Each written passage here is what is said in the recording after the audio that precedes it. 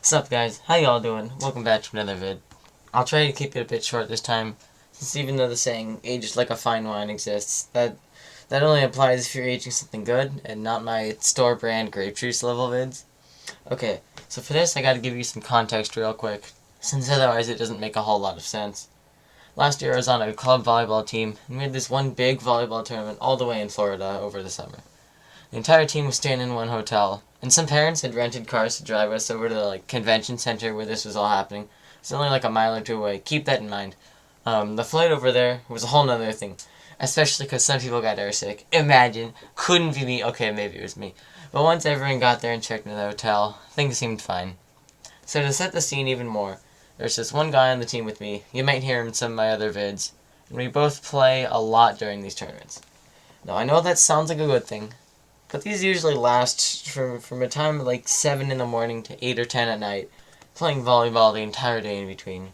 So like after a while you start to get pretty tired. And in my case, I was a bit injured too, since that's kind of a constant thing for me. Essentially, we weren't in the best moods at the end of the day, is what I'm trying to say. Now imagine our reactions when the rest of the team kept trying to set up team dinners or group meetings after we were barely able to walk from several hours of volleyball. Yeah, after careful consideration, I'm gonna have to give that a no. You might be starting to see how this all comes together. Before getting ditched by everyone else, there's even more. While my friend and I were able to tactically avoid one of the team get-togethers, we still inevitably were forced to go to two others, given how all the normal excuses we had didn't really apply. So these team dinners also sound cool, right? Okay, they weren't terrible. I won't be quite so pessimistic about it all. Basically, though, they were just so all the parents could talk and have a great time while all the volleyball players did what they would normally do and use their phones for like 3 hours. In essence, why did we have to go anywhere in the first place if nothing was going to be different? Honestly, I can't complain too much because it was fairly good food, both team dinners, which almost made up for it, but still, man, why? Mild social interaction? How much can you demand of me? Outrageous! Yeah, but with my excellent conversation skills, it was about as tiring as playing volleyball. Not really the kind of thing I want to add on top of being dead tired, but what else could I do? Relax, sleep, get proper nutrients? Nah. Anyway, so the first dinner was at this one kind of seafood themed restaurant, also like a burger place. Can't remember the name, but it was a pretty neat place. Problem was, it didn't really have the capacity to fit like 30 people all at once. So the staff members looked miserable, and I felt terrible for them. Now, keep in mind, we got here at like 10 at night, so it's even worse now. Also, this is a group of loud and energetic teenagers coming off like a day's worth of volleyball, with like maybe 10 parents there total. And then our coaches were also there. They were around like 19 or 20, so not the most responsible ever. Couple that with the restaurant having to grind back to serving food after almost closing for the night, and you get a bunch of people with way too much energy in their systems who also happen to be hungry and easily irritable from the day's events. It was a recipe for disaster, man.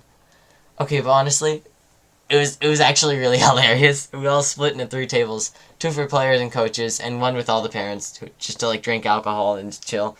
2 tables got their food maybe 30 minutes into being there. One of the team tables, and then one for the parents. And the one my friend and I were at took a lot longer.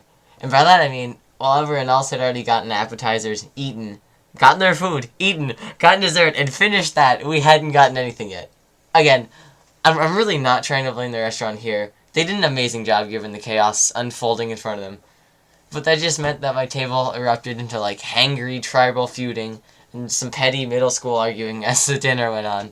Like, it was seriously a great scientific or social experiment, observing everyone slowly break down and lose their calm as complete, utter hopelessness and despair set in from other people getting food before them. If I recall, the coaches began by talking about the tournament, all positive, and ended by like roasting everyone on the team, calling people stupid, actively bad-mouthing random friends they had. It was really kind of amazing to watch. Like when celebrities who all hate each other are forced to get together and things barely make it without an ambulance needing to be called. So like this absolute devastation was happening at my table. And it was ridiculously funny because the parents were having a great time and the other table of teammates was just chilling and enjoying the evening. Eventually around like 11:30 our table started to get food. And you would have thought people were stranded in the desert without food or water or any other means of survival, because instantly the mood changed back to normal. The toxicity levels dropped by like 300%, off the chart markings. It was incredible. But that still didn't stop everyone from being a little more salty than usual. And for some reason they chose to take it out on me and my friend. They started pressuring him with all kinds of annoying questions, just trying to get a reaction out of him. And very clearly he wasn't liking it. Once he got his food, they left him alone, luckily. And for some reason, having food versus not became the golden ticket to escaping conflict, because they turned towards me. I don't know why.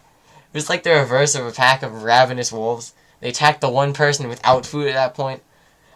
Maybe they thought I was gonna like take some of theirs. Just, it really didn't make sense, because up until that point I had been minding my own business and wishing the chair would break, so I'd just have a convenient excuse to leave. Man, I was hoping. It was not successful, unfortunately. Those were some sturdy chairs.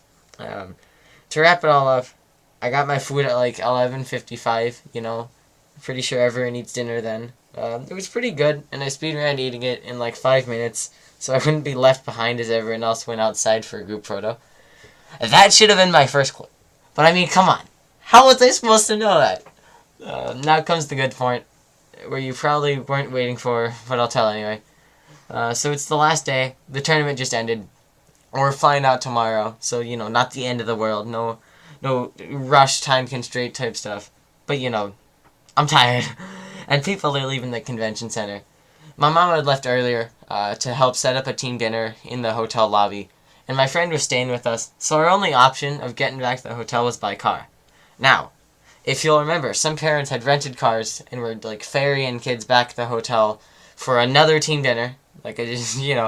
So there's no way they would forget us, right? Right? Wrong. People just kept saying, oh, sorry, we're out of space. See if somebody else has room.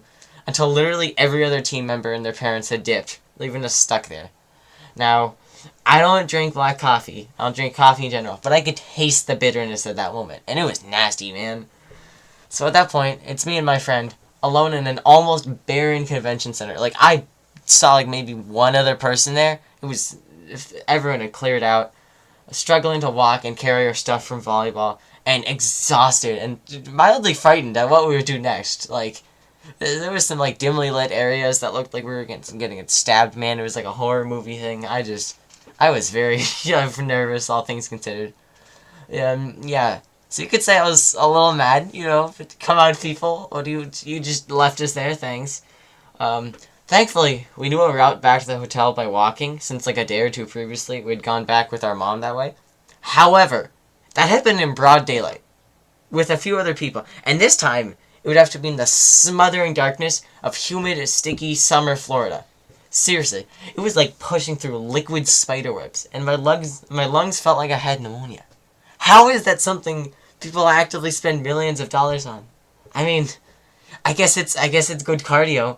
Well, like, my hair was already sweaty from volleyball, so a few extra gallons of water from air moisture didn't really do much for me. Getting back to the story, it was eerie walking down empty hallways at the center. The walls echoed around us, and it felt like trespassing. Luckily, we had the ironclad defensive. Oh, we got ditched by like 15 very responsible adults to help us out, but still, spooky. We finally made it to the start of the path, and from there, an epic traveling montage for the ages began. Both of us warily searching every shadow for danger, braving the intense traffic, and fiercest of all, battling the waves, the hordes, I should say, of mosquitoes and bugs, and stuff that kept sticking to us like flies. It was nicely cathartic in a way, and Sim and I could complain and rant about being annoyed by everything. And it was a great sense of validation to combat feeling so worthless we couldn't even be remembered about by the rest of our team or their parents. Generally, you want to feel at least slightly above the level of like a thrown away bag of chips or a crushed plastic water bottle or something.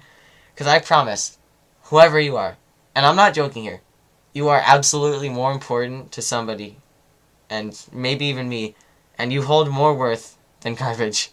Not a high bar, but like, just so you know, you are important. Oh, and so after the like 25-30 minute walk, finally getting back to our hotel room, and barely having the time to change and get ready, after being nearly out of energy, and just wanting to do nothing, my mom frantically calls us like, oh my god, you guys forgot the team dinner. Where are you? Get over here right now. And now, I don't really blame her either, because she probably hadn't realized what had happened. Like, I don't think anyone told her, hey, we just left these people who you were taking care of. Like, yeah. That's not the kind of thing people generally love to say a bunch. But my response was something along the lines of, bro, they forgot us. We just got back. What did you want us to do? We rushed down to the dinner, which this time was luckily in a reserved part of the hotel, and literally nobody cared. I think maybe one or two people asked where we were, and when we told them, we only got blank stares in reply. Like they couldn't comprehend the fact everyone left us to walk back in the dead of night alone. So that was great. 10 out of 10. Best service ever. Take my money and use it to buy a note card with everyone's names on it so you don't forget anyone again. Okay, I'll chill out now. Sorry about that. I find it so unbelievably crazy. And while I'm not that mad about it now, I was kind of ticked off while it all happened. Made for a kind of entertaining story though, I hope. Anyways, if you haven't already subscribed or liked, you really don't have to. Just please consider it. Thanks for watching. May your food take less than 2 hours to get served. Have a great day, and I'll see you next time. Also, please sub. I was joking before. I need the money. I barely have enough RAM to play Minecraft on low settings. I'm practically teleporting during Bed Wars. Please help me! Okay, I'm done selling out now.